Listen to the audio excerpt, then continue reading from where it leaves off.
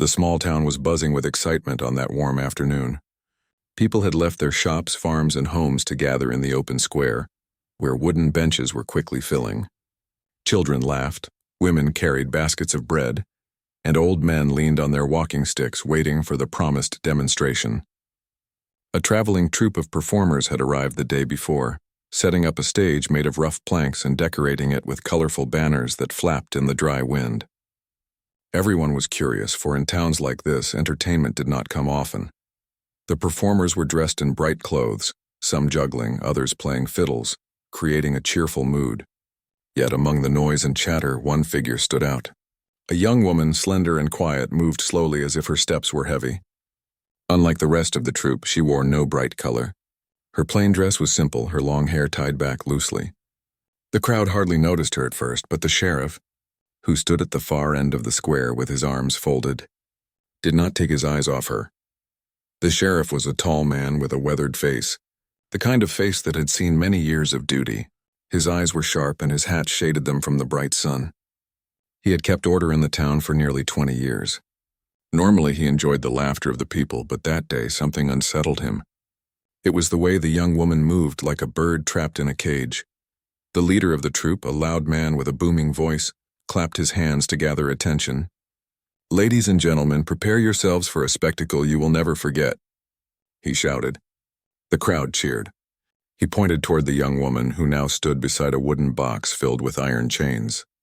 "Behold, our lovely assistant will show you the strength of iron and the courage of spirit.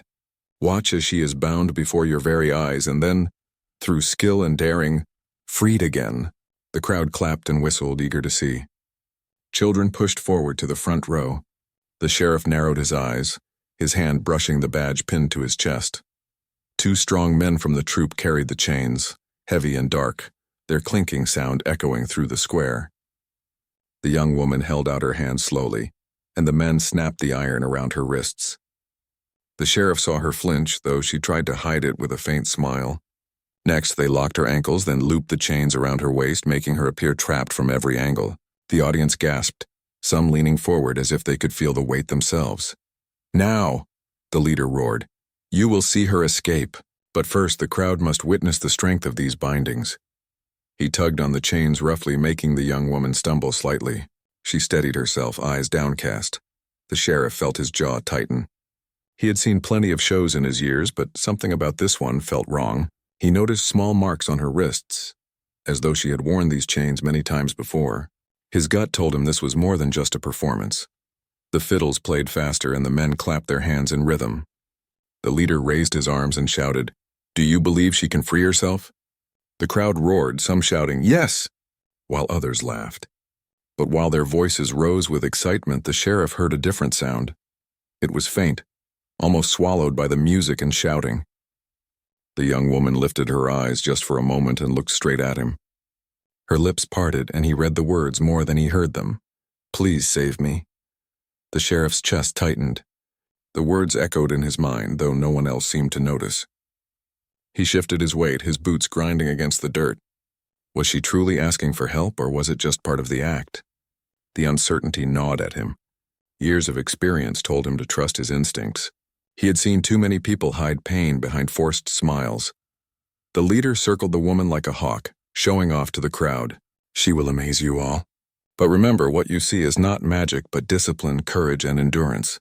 He laughed loudly, and the crowd joined him. But the sheriff stayed silent, his eyes locked on the woman. She tried to twist her hands, the chains rattling against each other. But her movements looked slow and hesitant, not the confident performance one would expect. Her shoulders shook slightly, and the sheriff thought he saw tears glisten in her eyes before she quickly looked down. The sheriff's fingers curled into fists at his sides. He glanced around. The townsfolk were too caught up in the spectacle to see what he saw. To them it was all amusement, something to break the monotony of daily life. But to him it looked like a cry for help hidden behind the curtain of entertainment. The leader announced the next stage of the act, raising his voice louder.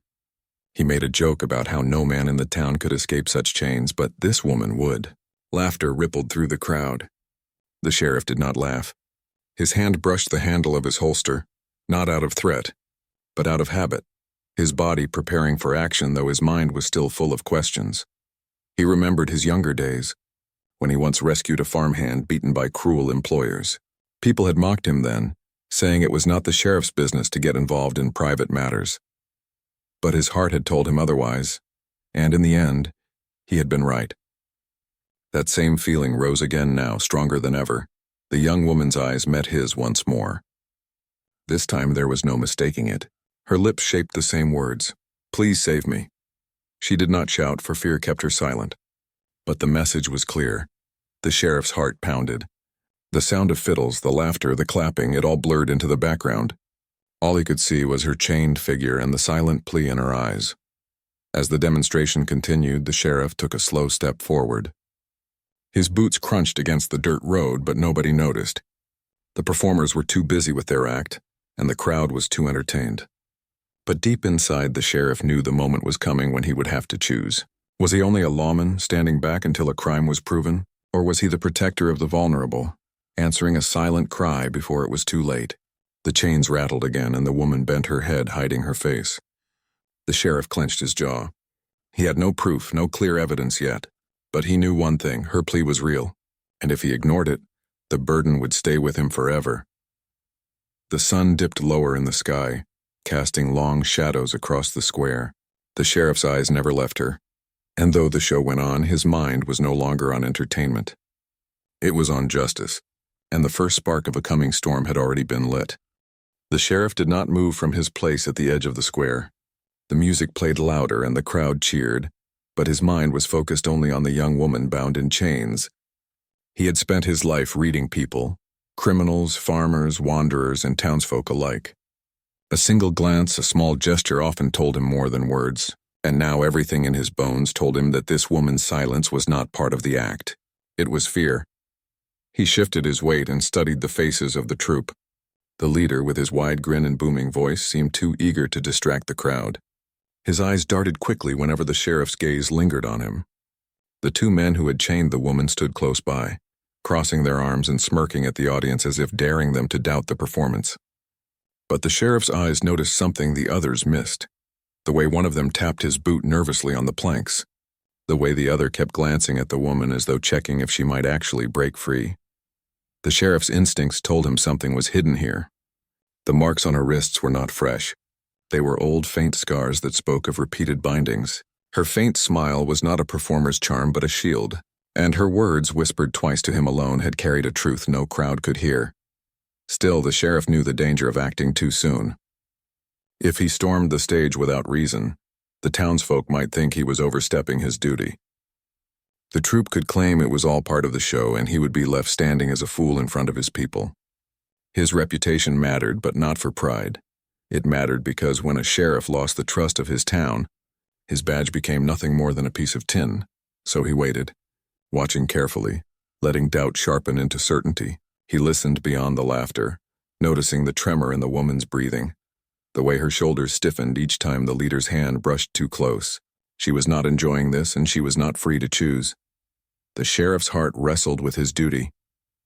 He was sworn to uphold the law, not to interrupt performances. Yet the law was more than words on paper. It was about justice, and justice meant protecting the weak. He remembered his father's voice from long ago when he first pinned on the badge. "Being sheriff ain't about power, son. It's about being the man folks can trust when no one else will stand for them." Those words echoed as the sheriff's eyes returned to the woman. He saw her lips move again, though this time no sound came. He did not need sound. He understood. "Please save me." The sheriff's doubts now turned to resolve. He would not let the show distract him from what his gut knew to be true. But he also knew he had to be smart. If the troupe sensed his suspicion too soon, they might run. Worse, they might harm her before he could act. He studied the leader again. The man raised his arms dramatically, playing to the audience. "Behold," he cried, "she will begin her escape." The crowd clapped and leaned forward eagerly. But the sheriff noticed the woman's hands. They trembled as she struggled with the chains, not in the way of a skilled performer, but like someone desperate to slip free of real bondage. Her fingers scraped against the iron, leaving faint red lines on her skin. The sheriff's jaw tightened. He knew this was no show, yet he held himself steady, letting the scene unfold. He had learned long ago that sometimes to catch the truth, one must let the lie play itself out. He shifted his gaze to the townsfolk. They were laughing, smiling, enjoying themselves. They saw nothing wrong. He could not blame them. Their eyes were clouded by entertainment, their ears filled with music. Only he had caught the hidden plea. That made the burden his alone. As the woman struggled with the chains, the leader shouted encouragement, turning her pain into spectacle. "She is strong. She is clever. Watch closely, for she is about to amaze you." His grin was wide, but the sheriff saw the nervous flicker in his eyes. He was not watching the crowd. He was watching the sheriff. That was all the confirmation the sheriff needed. The leader knew he was being observed, and his unease betrayed him. The sheriff's mind began to work quickly. He thought of ways to confront the troop without risking the woman's safety. He considered calling out to her, but that might cause panic. He considered stepping onto the stage, but that might lead to conflict in front of the crowd. No, he decided he would wait until the act reached its peak, when the troop would be least prepared for interruption. That was when truth would reveal itself. The woman's movements grew weaker. She twisted her wrists against the iron, but her hands slipped and shook. The sheriff could see she had no strength left. If this were truly a performance, she would have moved with practiced ease. Instead, she looked like someone sinking deeper into despair. His heart tightened. He was a man used to seeing criminals lie, thieves pretend, and outlaws put on false courage. But rarely had he seen such silent suffering in plain sight. He could not ignore it. The crowd cheered again, shouting encouragement as though it were all a game. Children clapped their hands. Old men laughed heartily. Yet the sheriff stood silent, his eyes steady, his thoughts burning with resolve. He decided then, he would not leave that square until the truth came out. He owed that woman her freedom, even if no one else believed him yet. He owed his town the truth, even if they resisted it at first. And he owed himself the peace of knowing he had answered her plea. The music grew louder, faster as the act built toward its climax. The sheriff adjusted his hat and took a step closer to the stage. His boots pressed into the dirt with weight and purpose. The leader noticed, his grin faltering for just a second before he forced it back. The sheriff saw it. He always saw what others missed. Now, he thought, the real test begins. And though the crowd thought they were watching a simple demonstration, the sheriff knew something much deeper was unfolding. A woman's fate hung in the balance, and he was the only one who could tip it toward justice. He stood tall, waiting for the moment when he would have to act, not as a spectator, but as the sheriff, the guardian of truth in a world too quick to be fooled by a show. The sheriff stood still, his eyes sharp and his body tense. Around him, the crowd clapped louder as the music swelled, but he heard none of it. His mind was clear, focused only on the chained woman and the troop surrounding her. She had pleaded with him silently, and he had decided he could not ignore it. Still, he had to be patient. If he acted too quickly, he risked losing control of the situation, and then the woman might suffer more. The leader of the troop paced back and forth on the stage, raising his arms dramatically, calling for cheers from the townsfolk. His booming voice echoed, but the sheriff noticed the sweat on his brow and the nervous flick of his eyes. That man was hiding something.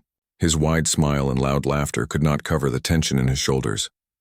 The woman continued to twist and pull at the chains, but her movements were slow and weak. Her fingers shook as she tried to find space between her skin and the cold iron. The sheriff knew what real escape artists looked like: confident, precise, moving with skill. But this woman looked broken. Her wrists were scraped, her eyes glistened with unshed tears, and her body trembled as if the weight of the chains pressed into her soul.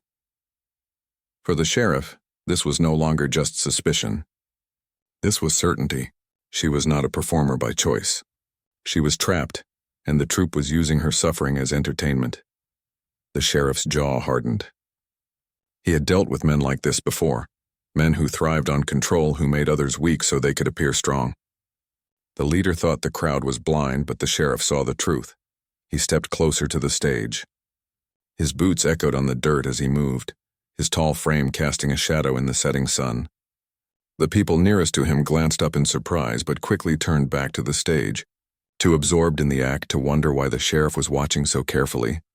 The sheriff's eyes did not leave the young woman. He saw her shoulders rise and fall quickly, her breathing uneven. She glanced once more at him, and he nodded almost imperceptibly. It was a promise. She was not alone anymore. The leader clapped his hands. "Behold," he cried. "The moment of triumph is at hand." He gestured toward the woman. "She will free herself from these chains before all of you." The crowd roared with excitement, some standing to get a better view. But the sheriff saw the woman's face, pale, strained, desperate. She pulled again, but her wrist only bled where the iron rubbed her skin.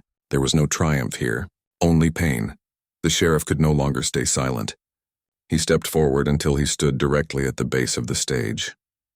His voice, deep and steady, cut through the noise. "That's enough." The fiddles screeched to a halt. The crowd fell quiet. The leader turned sharply, his smile faltering. "Sheriff," he said loudly, "why interrupt the entertainment? The people came for joy, not silence." The sheriff's gaze did not waver. "Joy should not come at the cost of someone's suffering," he replied. His voice carried across the square, firm and calm. "I've watched closely. This woman is not performing willingly. She needs help." A murmur ran through the crowd. People looked at one another, confused. The leader laughed nervously, trying to brush it off. "Ah, you misread, Sheriff. She is an actress. She plays her role well, so well that even you are fooled. Look at the people. They believe in the show." But the sheriff's sharp eyes caught the twitch in the leader's jaw. "If it is only a role," the sheriff said slowly, "then you won't mind if I ask her myself." The leader froze. The silence stretched. Finally, he forced a smile. Of course. Ask away." The sheriff turned his gaze to the woman. The chains rattled as she lifted her head, her eyes meeting his. "Do you want this to continue?" he asked gently, his voice softer now, so the question was hers to answer, not the crowd's. Her lips trembled. She looked at the leader, then back at the sheriff. The crowd leaned forward, waiting. Then, with all the strength she had left, she whispered, "No." Gasps rippled through the townsfolk. The sheriff felt the words strike the air like a hammer. They were quiet but powerful. The leader quickly stepped forward, waving his arms. "She jests. She plays her role to perfection. A fine actress indeed." His laugh was loud, forced, echoing hollowly. But the people no longer looked amused. They looked uncertain. The sheriff climbed onto the stage, his boots landing heavily on the wooden planks. The leader moved back slightly, his smile trembling. The two men who had locked the chains shifted uneasily, glancing at each other. The sheriff stood beside the woman. He could see the tears in her eyes, the bruises on her wrists, the fear hidden behind her silence. He placed a steady hand on the chain. "This ends now." The leader's grin collapsed. "Sheriff, you go too far," he hissed, dropping his act for the first time. "This is our livelihood. You would ruin us for a misunderstanding." "A misunderstanding doesn't leave scars," the sheriff replied coldly. "A misunderstanding doesn't make a woman beg for help." The crowd grew restless, whispers rising as people began to question what they had witnessed. Parents pulled their children closer, uncertain of what they had exposed them to. The sheriff's authority weighed heavy in the air, and for once the leader had no clever words to hide behind. The sheriff pulled a small key ring from his belt. He knelt beside the woman, his hands steady as he unlocked the chains one by one. The heavy iron clattered onto the stage with each click, the sound echoing like thunder in the silence. The woman's shoulders sagged with relief as her hands were freed. She gasped quietly, clutching her wrists, whispering, "Thank you." The sheriff helped her to her feet, holding her gently but firmly, giving her the strength she no longer had. He turned to the crowd. "This woman is not a performer," he declared. "She has been held against her will, used for your entertainment. You were deceived." The people gasped again, their eyes widening as the truth began to sink in. Some shook their heads, refusing to believe, while others nodded slowly, connecting the signs they had ignored before. The laughter and excitement had blinded them, but now the chains on the stage told a different story. The leader's face darkened. His booming voice was gone, replaced by anger. "Sheriff, you will regret this," he spat. "You shame us before the town." The sheriff straightened, standing tall. "No," he said firmly. "You shamed yourselves the moment you put those chains on her." The crowd erupted into shouts, some of outrage at the troupe, others of support for the sheriff. The stage was no longer a place of spectacle, but a place of truth, and at the center of it stood the sheriff, the woman he had freed, and the broken remains of the troupe's lies. The sheriff knew this was only the beginning. The chains had fallen, but the deeper truth, How long she had suffered and what else the troop had done was yet to be revealed, and he was determined to uncover every piece of it. The chains clattered on the wooden stage, their heavy sound echoing in the still air. The sheriff stood tall beside the freed woman, his hand steady on her arm to give her balance. She trembled as if the weight of the iron was still clinging to her skin, but her eyes, though tired, now held a spark of hope. The crowd, once eager for amusement, sat frozen in silence. The spell of entertainment had been broken, and in its place unease spread like ripples across water. The leader of the troop tried to regain control. His booming voice returned, though it cracked at the edges. "Ladies and gentlemen," he cried, raising his arms high, "do not be fooled by this interruption. What you see is but a clever trick, an act of drama. Even the sheriff has joined the stage. Surely this is proof of how real our performance feels." But his words no longer carried the same power. The crowd shifted uncomfortably. Some whispered to each other, doubt rising. Parents looked at their children, suddenly uneasy about what they had cheered moments before. The sheriff's actions spoke louder than the leader's words. The sheriff's voice cut through the noise, low but commanding. "Enough," he turned to the people. "This is no show. This woman was not acting. Look at her wrists." He gently lifted her hands for all to see. The marks were clear, red and swollen with faint scars that told a longer story. Gasps filled the square as the truth could no longer be hidden. The woman lowered her head ashamed, though she had done nothing wrong. The sheriff placed a reassuring hand on her shoulder. "You don't need to be afraid," he said softly, though his eyes stayed fixed on the troop. "You're safe now." The leader's face darkened. His false smile slipped away, revealing anger. "Sheriff, you overstep. This is our craft, our trade. You shame us before the town for nothing but a misunderstanding." The sheriff's jaw tightened. His voice grew louder, his tone unyielding. "A misunderstanding does not leave scars. A misunderstanding does not force a woman to whisper for help." He took a step forward, standing between the troop and the woman. "You call it entertainment. I call it cruelty." The two strong men who had chained the woman shifted their weight, their arms crossing tightly. They looked at the sheriff with narrowed eyes, ready for conflict. But the sheriff did not flinch. He stood his ground, his presence like a wall of stone. The crowd began to murmur more loudly. Some shouted in agreement with the sheriff, while others demanded explanations from the troop. The air grew thick with tension, the festive atmosphere gone, replaced by anger and suspicion. The sheriff raised his voice again, this time to his people. "You all know me. I have served this town for 20 years. Have I ever spoken without reason? Have I ever accused without proof? Look at her face. Look at her hands. Does this look like a woman enjoying a game?" The people stared at the young woman. Some lowered their heads in shame, realizing they had cheered at her suffering. Others shook their heads at the troop, their trust now broken. The truth was clear. The leader's bravado faltered. His smile vanished completely, replaced by a sneer. "You will regret this, Sheriff," he said in a low, harsh tone. "You ruin us here, but we have other towns. We have other ways. You cannot protect her forever." The sheriff's hand hovered near his holster, though he did not draw. His voice was calm but dangerous. "Try me." The crowd gasped softly at the tension, their eyes darting between the sheriff and the leader. The square had become a battleground of wills, and every breath seemed to hang heavy in the air. The woman clutched the sheriff's sleeve, whispering, "Please, don't let them take me back." Her voice shook, her fear raw and real. The sheriff looked down at her, his expression softening for a moment. "They won't," he promised. "Not while I wear this badge." The sheriff then turned back to the townsfolk. "This is not just about her," he said firmly. "It is about what we allow. If we let people be chained and hurt in front of us and call it entertainment, then we are no better than those who put the chains on her. Justice does not look away. Justice does not stay silent." A murmur of agreement rose from the crowd. One man shouted, "The sheriff is right." Another woman called, "Shame on them." The tide was turning. The people who had once cheered now stood in judgment against the troop. The leader raised his hand, trying to calm the growing anger, but his voice no longer carried power. "We gave you laughter," he shouted desperately. "We gave you wonder. Do not turn against us." But the people were no longer listening. They had seen the truth. The sheriff took the woman's hand gently, guiding her down from the stage. She stumbled, her legs weak, but he held her steady. Every step away from the stage was a step away from the torment she had endured. The people parted to let them through, their eyes filled with sympathy and regret.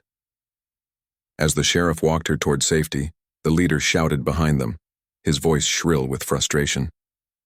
"You think you're a hero, Sheriff? You've made an enemy you cannot face." The sheriff did not look back. His voice, steady and unshaken, carried across the square. "The only enemies I face are those who prey on the helpless, and I do not fear them." The woman clung to his arm, whispering once more, "Thank you."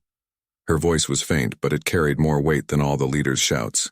For the sheriff, it was the only reward he needed. The crowd erupted then, not with cheers but with cries of outrage at the troop. Some demanded they leave town at once, others wanted them arrested. The sheriff knew his work was far from over. He would have to question them, to uncover the full truth of their actions. But for now, the most important step had been taken. The woman was free. The sheriff guided her toward his office, where she would be safe behind strong walls. His mind was already working ahead, thinking of the questions he would ask, the testimony he would gather, and the charges he would lay. He would not let the troop slip away to harm others. Justice would not stop at freeing her. It would continue until the guilty paid their price. As the sun dipped low and painted the square in golden light, the sheriff knew this day would be remembered. Not as a day of entertainment, but as the day truth was revealed and courage stood against cruelty. And though the woman's journey toward healing had just begun, she no longer walked it alone. The sheriff led the young woman away from the square, his step steady and calm, though his heart beat firmly with determination. The crowd behind him was still loud, voices rising with anger toward the troop. Some demanded justice, others shouted at the performers to leave town immediately. But the sheriff did not turn back. His duty was clear: protect the woman, uncover the truth, and ensure the guilty could never repeat their cruelty. She clung lightly to his arm, her steps uncertain as if each movement was strange after so much time spent in chains. The sheriff guided her toward his office, a sturdy building of brick and wood that stood near the edge of the square. Inside, it smelled faintly of old paper, oil lamps, and leather. It was a place where laws were written down, where justice had been decided many times before. Today it would also be a place of refuge. He opened the door and guided her inside. "You're safe here," he said, his voice softer now. "No one will harm you while you're under my roof." The woman looked around nervously, her eyes darting to the barred windows and the heavy door. For the first time in years, perhaps, she was behind walls, not to keep her in, but to keep danger out. She sank slowly into the chair he pulled out for her, her hands trembling as she rubbed her sore wrists. The sheriff poured her a cup of water and placed it gently on the table. She lifted it with both hands, sipping slowly. Tears welled in her eyes, not from pain this time, but from the strange relief of being treated with kindness. For a long moment, the sheriff let silence rest between them. He knew she needed space, time to gather her strength. Finally, when her breathing steadied, he spoke. "Can you tell me your name?" Her voice was faint but clear. "Clara," she whispered. The sheriff nodded. "Clara, I'm Sheriff Morgan." He kept his tone even and calm, as though speaking to a frightened child. "Clara, I need to know the truth. Were you forced to travel with them?" She closed her eyes as if the memories were heavy stones she had to lift. Slowly, she nodded. "Yes," she said, her voice breaking. They took me years ago. I was young, alone. They promised me food, safety, a family. But instead, they chained me. Every town we visited, I had to play the part. If I refused, Her voice faltered. The sheriff did not push her to continue. He already understood. The scars on her wrists, the fear in her eyes, the whisper for help. It all fit together now. "You don't have to tell me everything at once," he said gently. "But you've told me enough. You were not free, Clara. And that ends here." She looked at him with wide eyes, uncertain if she should believe his words. "You'll protect me?" she asked, almost afraid of the answer. "I swear it," the sheriff said firmly. "No one will take you back. Not while I breathe." At that, Clara began to cry quietly, but they were tears of release. She buried her face in her hands, letting the pain pour out in a way she had never dared before.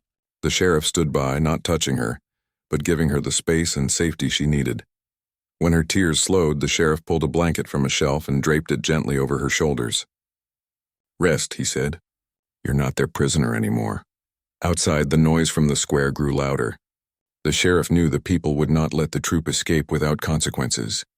Still, he could not leave Clara alone.